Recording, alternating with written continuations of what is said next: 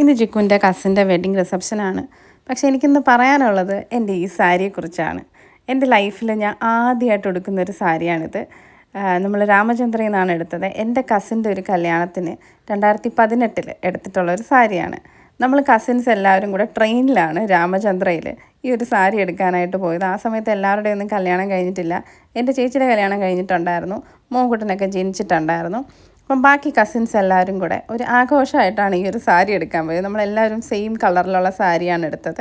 ഈ ഒരു സാരിയുടെ തന്നെ പല പല ഡിസൈൻസാണ് എടുത്തത്. പിന്നെ വഴിയിൽ വെച്ച് സിബിനണ്ണൻ വന്നു. സിബിനണ്ണൻ നമുക്ക് ഷാർജയൊക്കെ വാങ്ങി തന്നു. അന്ന് പിന്നെ 2018 ഷാർജയൊക്കെ നമ്മൾ വല്ലപ്പോഴും കുടിക്കുന്ന സാധനമാണ്.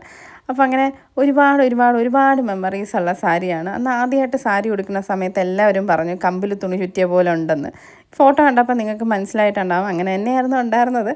പിന്നെ ഈ സാരി ഉടുത്തപ്പോൾ എൻ്റെ മനസ്സിൽ കൂടെ ഒരുപാട് ഓർമ്മകൾ ഫ്ലാഷ് ചെയ്ത് പോയി. അന്നത്തെ ആ കല്യാണവും പിന്നെ ഒരു 3 മാസമുള്ള മോൻകുട്ടനെ ഈ സാരി ഉടുത്ത് കയ്യിലെടുത്ത് നടക്കുന്നതും പിന്നെ ആൾക്കാരുടെ കമൻസും, അങ്ങനെ ഒരുപാട് കാര്യങ്ങൾ.